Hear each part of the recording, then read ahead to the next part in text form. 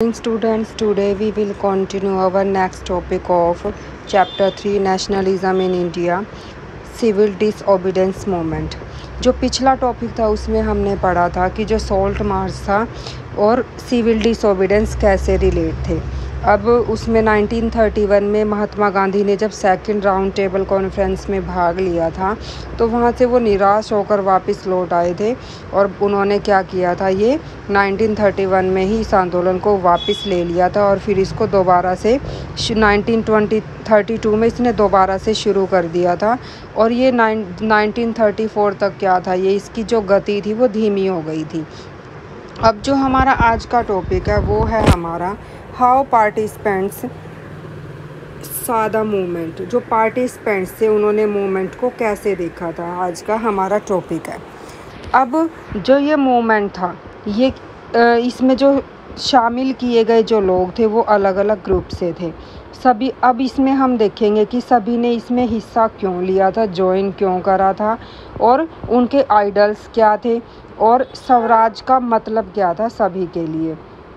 जैसा कि देखा जाए जो पूरी की पूरी कंट्री साइड में क्या था, जो पीजेंट्स कम्युनिटीज़ थी रिच, लाइक जो पट्टीदार थे गुजरात के और जो जाट्स थे उत्तर प्रदेश के, इन्होंने भी क्या लिया था, भाग लिया था, ये एक्टिव मेंबर्स थे इस मूवमेंट के। अब जो प्रोड्यूसर्स थे जो कमर्शियल क्रॉप को ग्रो करते थे, अब उन खेती करने के कारण क्या था, जो उनकी जो टारगेट क्या था, जो ट्रेड में डिप्रेशन आ गई थी, मंदी आ गई थी और जो कीमतें गिर गई थी वो उसमें सुधार करना इन्होंने मतलब लिया था कि उसमें सुधार होगा। और साथ के साथ जब उनकी क्या हो गई थी, जो कैश इनकम थी वो डिसअपीयर होने लग गई थी। अब उनके लिए क्योंकि मुश्किल हो गया था कि गवर्नमेंट को जो रिवेन्यू पे करना था, इसलिए उनको क्या करना था, वो तैयारी कर रहे थे कि अब सरकार को क्या करेंगे, वो रिवेन्यू देने से मना कर देंगे और सरकार भी या तो सरकार जो रिवेन्यू है उसको कम कर देगी या फिर वो उसको मना कर देंगे। लेकिन जो रिच पीजेंट्स थे, अब जो रिच पीजेंट थे उन्होंने क्या किया था, इस जो मूवमेंट का क्या किया था, आगे बढ़ चढ़ कर क्या किया था, एंथुसियास्टिक सपोर्टर्स थे, मतलब कि बढ़ चढ़ कर इसका समर्थन किया था। अब उन्होंने क्या किया, सभी समुदायों को एकजुट किया। जो महात्मा गांधी ने जितने भी समुदाय थे चाहे वो किसी भी कास्ट से थे, अब साथ के साथ जो रेलुक्टेंट थे, अनिच्छुक थे, उनको भी फोर्स किया गया उसका मेंबर बनने के लिए। क्योंकि जो ये लड़ाई थी ये किसके लिए थी, स्वराज के लिए थी। और किसके लिए, जो वो रिवेन्यू पे कर रहे हैं, हाई रिवेन्यू पे करना पड़ रहा है उनको, उसके खिलाफ क्या थी उनकी ये लड़ाई थी। अब जब ये लड़ाई हुई तो उसमें लोग भड़क गए थे। तो 1931 में क्या हुआ कि महात्मा गांधी ने लगान भी कम नहीं हुआ, रिवेन्यू भी, अब उसने क्या किया कि ये आंदोलन वापस ले लिया। अब महात्मा गांधी ने फिर दोबारा से ये 1932 में क्या हुआ, दोबारा से इसको शुरू कर दिया। अब लोग क्या हो गए, नाराज़ हो गए थे, उन्होंने इस आंदोलन में भाग लेने से मना कर दिया कि किसी भी टाइम क्या ले लिया जाता है, वापस ले लिया जाता है इस मूवमेंट को। तो अब साथ के साथ जो गरीब, जो पुअरर थे, जो गरीब किसान थे, वो क्या चाहते थे, इसमें लगान में ही कमी नहीं चाहते थे, बल्कि उन्होंने क्या बोला कि जो उनकी डिमांड है ना, रिवेन्यू डिमांड, उसको भी कम कर दिया जाए। और साथ के साथ जो किसान थे, जो टीनेंट्स थे, किराएदार थे, मतलब कि ज़मीनों को किराए पर लेके खेती करते थे, अब वो भी क्या कह रहे थे कि लगान को क्या कर दिया जाए, कम कर दिया जाए। और साथ के साथ जो ये डिप्रेशन थी वो लगातार चल रही थी, जो मंदी थी वो चलती जा रही थी। अब जो सारे के सारे जो इनकम क्या होती जा रही थी, सबकी कम हो गई थी। जो टीनेंट्स थे, स्मॉल टीनेंट्स थे, उनके लिए किराया चुकाना भी क्या हो रहा था, मुश्किल हो रहा था।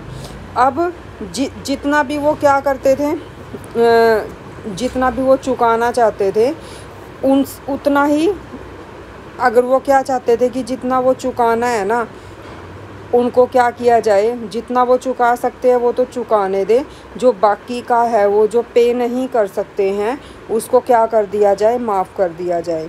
इसीलिए उन्होंने क्या किया था, इस मूवमेंट में हिस्सा लिया था। और साथ के साथ जो कई सोशलिस्ट थे और कम्युनिस्ट थे, उनके हाथों में भी होता था कि मतलब कि जो वो क्या कर सकते थे, गवर्नमेंट थी जो ये रिवेन्यू लगा रही थी, उनको बोल सकते थे कि जो ये उनके सामने डिमांड रख सकते थे, इसीलिए उन्होंने इसमें भी पार्टिसिपेट किया था।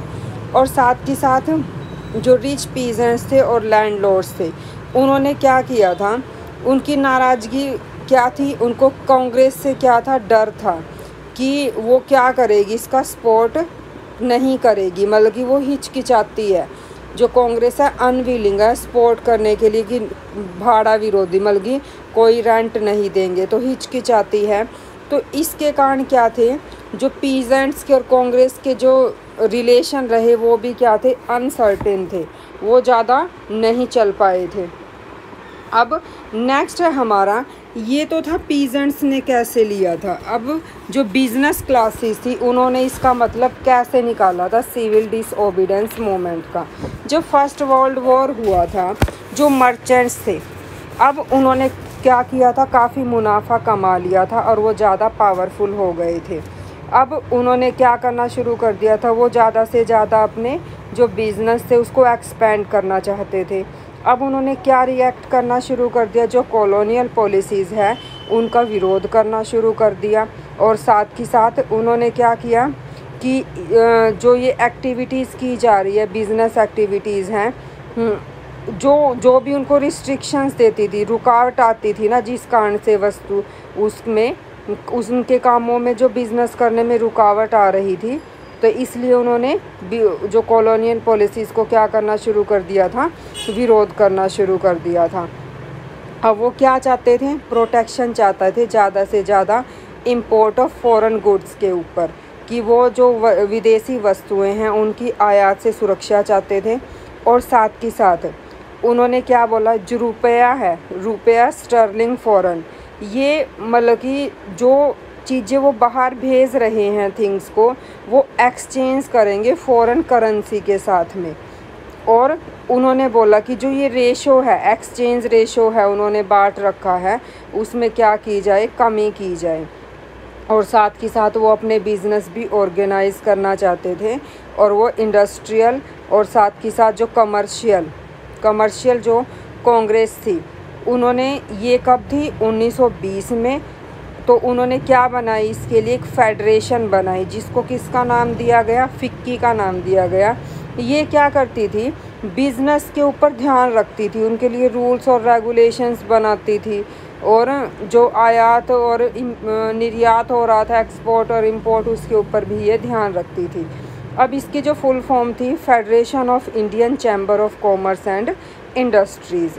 और ये कब बनी थी, 1927 में। जो कमर्शियल कांग्रेस बनी थी वो Indian industrial and commercial Congress, वो 1920 में आई थी। ये भी बिजनेस से ही रिलेटेड थी, जो बिजनेस थे उनको ऑर्गेनाइज करना चाहते थे।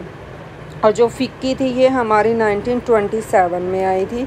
और जो लीडर्स थे हमारे, जो लैड किया, जो प्रोमिनेंट जो बिजनेसमैन थे, इंडस्ट्रियलिस्ट थे, ये ध्यान रखना, ये इम्पोर्टेंट है।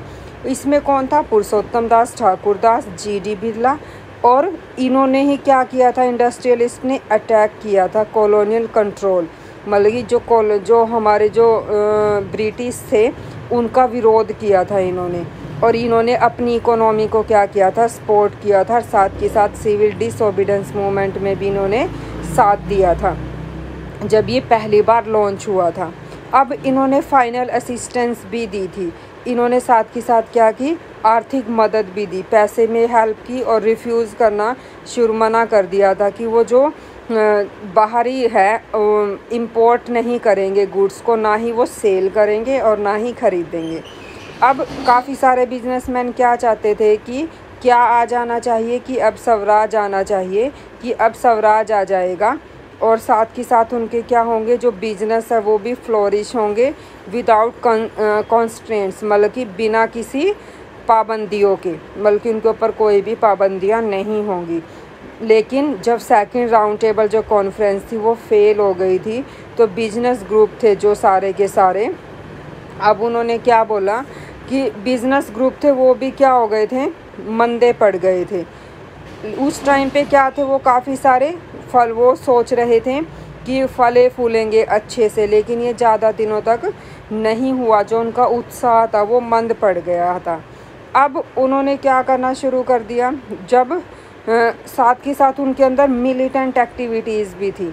उन्हें डर था कि कभी मिलिटेंट उग्र मतलब कि लड़ाई वाली एक्टिविटीज़ ना हो जाए।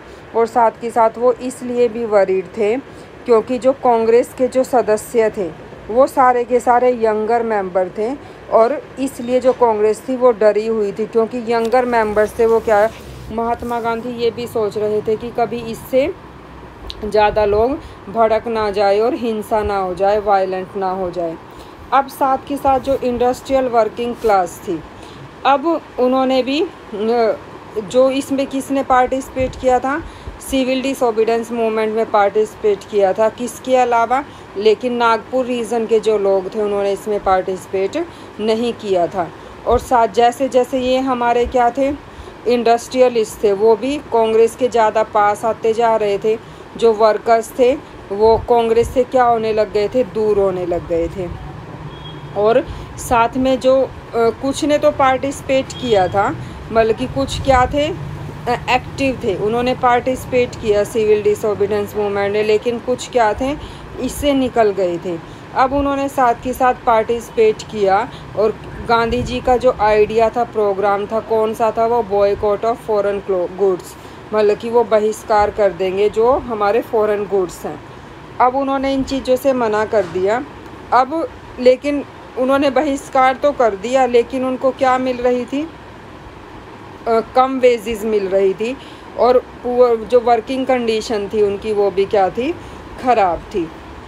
तो इसलिए इंडस्ट्रियल वर्कर ने क्या किया, इस मूवमेंट को अपने साथ जोड़ लिया कि जो ये मूवमेंट में लड़ रहे हैं वो उनके लिए ज़्यादा वेजेस मिलेगी उनको, और जो वर्किंग की कंडीशन है वो भी अच्छी होगी। इसलिए उन्होंने क्या किया, जो रेलवे वर्कर्स थे, स्ट्राइक कर दी 1930 में, और साथ ही साथ 1932 में जो ये रेलवे के डिब्बे बनाने वाले थे इन्होंने भी स्ट्राइक कर दी। अब 1930 में क्या हुआ, हज़ारों वर्कर्स कहाँ से आए, जो छोटा नागपुर से आए, जहाँ पे टिन की माइन थी, मतलब कि टिन निकाला जाता था माइनिंग करके।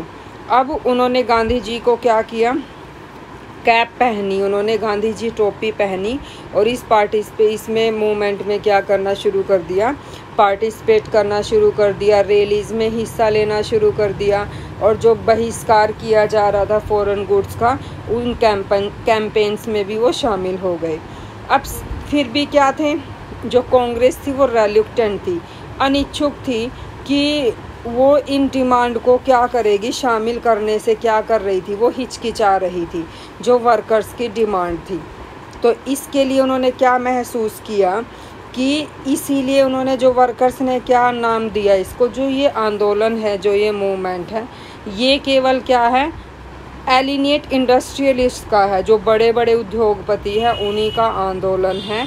और ये किससे जुड़ा हुआ है, एंटीरियर इंपीरियल फोर्सेस से जुड़ा हुआ है, बल्कि साम्राज्यवाद से क्या है, ये जुड़ा हुआ है। अब साथ के साथ उनको क्या नाराज़गी थी, उनको जो नाराज़गी थी सबसे ज़्यादा, औरतों को भी क्या थी, इस आंदोलन से नाराज़गी थी, लेकिन फिर भी औरतों ने क्या लिया था, इस मूवमेंट में पार्टिसिपेट किया था। जब गांधी जी ने नमक जो कानून शुरू किया था, उसमें हज़ारों जो वुमेन थी उस घर से बाहर आती थी गांधी जी को सुनने के लिए, और उन्होंने गांधी जी के जो प्रोटेस्ट मार्च थी और मैन्युफैक्चर सोल्ट था उसमें भी क्या किया था, हिस्सा लिया था। और जो उन्होंने बहिष्कार किया था फॉरेन क्लॉथ्स का, लिक्विड शॉप का, उन्होंने भी उसमें हिस्सा लिया था। अब इसी जो मूवमेंट में ये महात्मा गांधी के काफ़ी सारे जो वुमेन थी वो जेल में भी गई थी। अब इसमें जो जेल में गई थी वुमेन, कुछ क्या थी, हाई कास्ट फैमिली से थी, कुछ रूरल एरिया से भी थे, और कुछ कहाँ से आई थी, रिच पीजेंट हाउस होल्ड थी।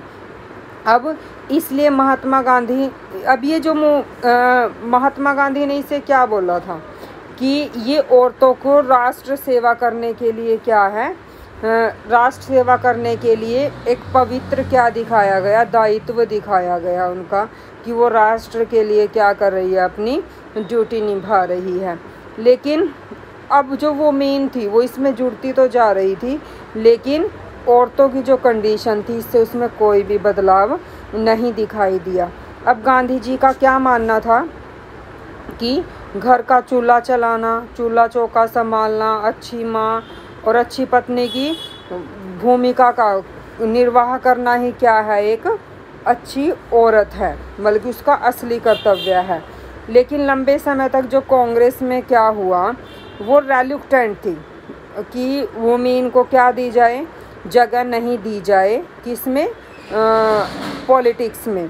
अब वो नहीं चाहती थी कि वुमेन को कोई अच्छी पोजीशन दी जाए अथॉरिटी के अंदर, ऑर्गेनाइजेशन में, बल्कि वो हिचकिचाती थी कांग्रेस।